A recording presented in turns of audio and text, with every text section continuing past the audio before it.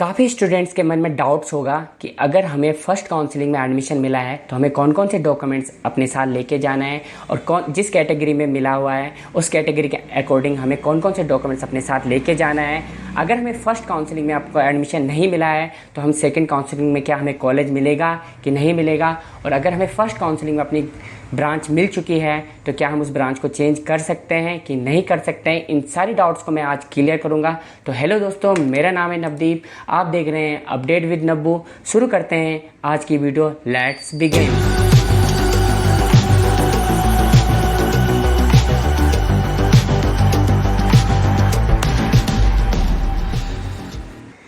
Maximum सभी बच्चों को काफ़ी स्टूडेंट्स को यहाँ पे फर्स्ट काउंसलिंग में अपना जो अलॉटेड कॉलेज है वो मिल चुका है। तो आपने सिंपली अपना जो डाउनलोड प्रोविजनल अलॉटमेंट लेटर है वो डाउनलोड कर लिया होगा। उसके बाद डाउनलोड करने के बाद आपके पास कुछ इस प्रकार का इंटरफेस मिला होगा। उसमें आपके फादर्स नेम, कैटेगरी और सारी चीज़ें मेंशन हुई होगी। इसके बाद जो अलॉटमेंट डिटेल है, यहाँ पे काफ़ी बच्चे कंफ्यूज हो रहे हैं कि जो सीट एलोकेटेड कैटेगरी है, जैसे यहाँ पे आपको ओबीसी कैटेगरी से अगर माना बात आपकी जो कैटेगरी ओबीसी एससी एसटी है, अगर आपको इन तीनों कैटेगरी में आपको एडमिशन मिला है तो आपको डॉक्यूमेंट्स वेरिफिकेशन के टाइम ये कैटेगरी के सर्टिफिकेट लेके जाना है। लेकिन काफ़ी स्टूडेंट्स को यहाँ पे ओपी कैटेगरी भी मेंशन कर रहा होगा। ओपी तो ओपी का मतलब यहाँ पे जनरल कैटेगरी से है। जनरल कैटेगरी का मतलब है आपकी जो रैंक थी काफ़ी कम थी, जिसके कारण आपको जनरल कैटेगरी की सीट मिली है। तो यहाँ पे आप कंफ्यूज मत होना, ओपी का मतलब यहाँ पे जनरल कैटेगरी है। और काफ़ी गर्ल्स यहाँ पे कंफ्यूजन है कि उनके जो कैटेगरी अलॉटेड सीट लिखी हुई है OPWO लिखी है, तो यहाँ पे भी आपको कंफ्यूजन होने की जरूरत नहीं है।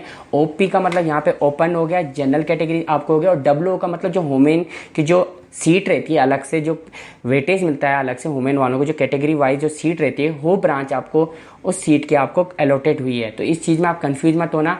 फिर यहाँ पे लिखा हुआ है इंस्टीट्यूट एलोकेटेड। जो इंस्टीट्यूट है, आपको जिस भी कॉलेज में आपको एडमिशन मिला है उस कॉलेज का नाम यहाँ पे मेंशन किया होगा। फिर प्रोग्राम एलोकेटेड, जो भी ब्रांच आपने भरी है उस ब्रांच जिस रैंक के हिसाब से आपकी ब्रांच आपको मिली है तो वो ब्रांच का नाम यहाँ पे मेंशन किया होगा। अब हम यहाँ बात करेंगे जो डॉक्यूमेंट्स में से जो सबसे मेन पॉइंट है, यहाँ पे ध्यान रखना बच्चों, अगर आपका जो कॉलेज है आपको आउट ऑफ डिस्ट्रिक्ट मिला है, कहने का मतलब है आप जिस डिस्ट्रिक्ट में बिलोंग करते हैं, जो होम डिस्ट्रिक्ट है उस डिस्ट्रिक्ट को छोड़ के किसी अनदर डिस्ट्रिक्ट में मिला है, तो आपको वहां जाने की ज़रूरत नहीं है। आप अपना एडमिशन जो आपका नियरेस्ट पॉलिटेक्निक कॉलेज है आपके डिस्ट्रिक्ट में, वहाँ विजिट कर सकते हैं और वहाँ विजिट करके अपने डॉक्यूमेंट्स वेरिफिकेशन साथ साथ अपनी फीस जमा करके 27 अगस्त 2022 से लेकर 30 अगस्त 2022 तक उपस्थित होकर अपना एडमिशन करवा सकते हैं। ये काफ़ी गुड न्यूज़ है उन स्टूडेंट्स के लिए जिन्हें अदर डिस्ट्रिक्ट में एडमिशन मिला है और कम डेट होने के बावजूद वहाँ जा नहीं सकते हैं या विजिट नहीं कर सकते, तो ये काफ़ी गुड न्यूज़ है सभी स्टूडेंट्स के लिए। जो दूसरा जो डॉक्यूमेंट्स है यहाँ पे, आपका जो एडमिट कार्ड है, जब आपने पेपर दिया था उसका admit card plus rank card, जब आपका जो रिजल्ट अनाउंस हुआ था उसके बाद जो रैंक कार्ड निकलता है उसकी फ़ोटोकॉपी के साथ साथ आपके जो ओरिजिनल जो डॉक्यूमेंट्स हैं वो भी आपके साथ होना चाहिए। जो थर्ड पॉइंट है, आपके यहाँ पे फ़ोटो आपके पास होनी चाहिए, साथ साथ आपकी जो फ़ोटो आईडी में यहाँ पे आपका आधार कार्ड भी होगा और ड्राइविंग लाइसेंस, इन दोनों में से कोई सा भी हो फ़ोटो आईडी के प्रूफ में, तो उसकी आपके पास ओरिजिनल फ़ोटोकॉपी भी होनी चाहिए, साथ साथ उसकी छाया प्रति, मतलब आपकी जो फ़ोटोकॉपी होगी ये भी उसकी साथ लगेगी। जो चौथा डॉक्यूमेंट्स यहाँ पे TC और CC, जो TC CC है आपका ओरिजिनल लगेगा, जिस भी स्कूल से आपने 10th या 12th पास आउट किया है या ITI पास आउट किया है वहाँ की TC CC आपके पास ओरिजिनल होनी चाहिए। जो पाँचों डॉक्यूमेंट्स यहाँ पे मेन चीज़ है, यहाँ पे ध्यान रखना आप, ग्रुप E वाले बच्चों को आपके पास हाई स्कूल की मार्कशीट और सर्टिफिकेट होना जरूरी है। जिसका ग्रुप P फार्मेसी से सिलेक्शन हुआ है उनके पास इंटरमीडिएट का रिजल्ट पास आउट होना जरूरी है। और ग्रुप A यहाँ पे लेटरल एंट्री है, जो 2 साल का कोर्स होता है। इसके अंतर्गत अगर आपने इंटरमीडिएट से अपना कोर्स के लिए अप्लाई किया था तो आपके पास इंटरमीडिएट की मार्कशीट और सर्टिफिकेट होना चाहिए। और अगर आपने इंटरमीडिएट के साथ साथ ITI मेंशन किया है तो आपके पास ITI की मार्कशीट और सर्टिफिकेट होना बहुत ज़रूरी है। अगर आपके पास ये कागज़ नहीं होंगे तो आपका ऑटोमेटिकली जो सीट अलॉटेड है कैंसिल हो जाएगी। इस चीज़ का आप ध्यान रखना। ये न्यूनतम आहर्ते हैं आपके डॉक्यूमेंट्स के।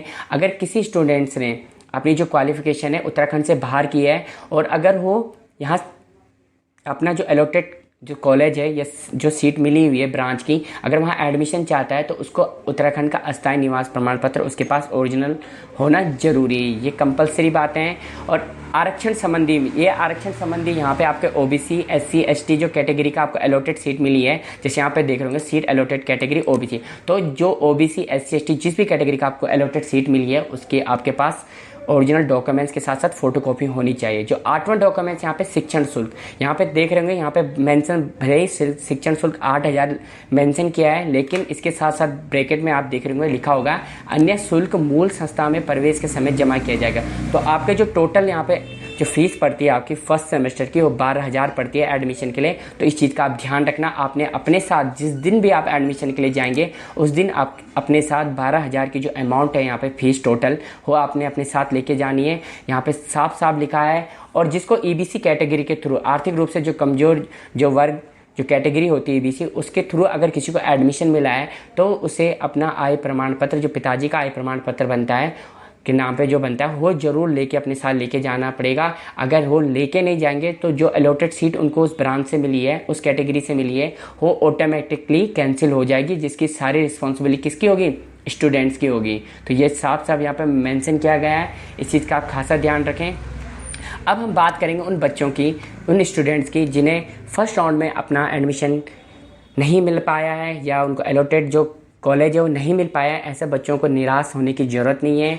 सेकंड काउंसलिंग आपके पास मौका है। फर्स्ट काउंसलिंग के बाद जितनी भी सीटें खाली बचती है उन सीट खाली होने के बाद आपको ही मौका मिलेगा, इसलिए आप परेशान ना हुए। सेकंड के बाद थर्ड काउंसलिंग भी होती है, तो आपको चिंता करने की ज़रूरत नहीं है। साथ साथ ऐसे स्टूडेंट जिन्हें फर्स्ट राउंड में काउंसलिंग तो कर दी, कॉलेज में अलॉटेड हो गया, लेकिन वो उस कॉलेज में जाना नहीं चाहते हैं, तो आप निश्चिंत रहें, आप सेकंड काउंसलिंग कर सकते हैं। आपकी फर्स्ट काउंसलिंग की जो सीट है वो कैंसिल हो जाएगी और आपको सेकंड काउंसलिंग में एडमिशन करने का मौका मिल जाएगा। और अगर आप फिर भी चाहते हैं कि आप उस कॉलेज में जाएं तो आप उस कॉलेज में जा सकते हैं, लेकिन ध्यान रखने वाली बात ये है कि जब आप वहाँ एडमिशन करा लेंगे तो आपने अपना एडमिट कार्ड और साथ साथ जो फीस रसीद है उन दोनों की जो फोटोकॉपी है अपने पास संभाल के रखना है। फिर आपने सेकंड काउंसलिंग अपना करना है और सेकंड काउंसलिंग के बाद भी अगर बाई चांस आपको कॉलेज मिल जाता है तो आप अपना ट्रांसफ़र कर सकते हैं, आपको कोई दिक्कत नहीं होगी, आप सेकंड काउंसलिंग के लिए एलिजिबल हो। और बाई चांस आपको नहीं मिलती है तो फर्स्ट जो राउंड में आपको जो कॉलेजेस मिला था वही आपका यथावत रहेगा, तो आपको घबराने की दिक्कत नहीं है। फिर भी अगर आपकी कुछ भी क्वेरी है तो आप कमेंट बॉक्स में अपनी क्वेरी लिख सकते हैं, मैं ज़रूर ही आपका रिप्लाई करूँगा। ऐसी अपडेट्स के लिए मेरा चैनल अपडेट विद नब्बू को लाइक, शेयर और सब्सक्राइब करना। मिलते हैं एक और अनदर वीडियो में, तब तक के लिए थैंक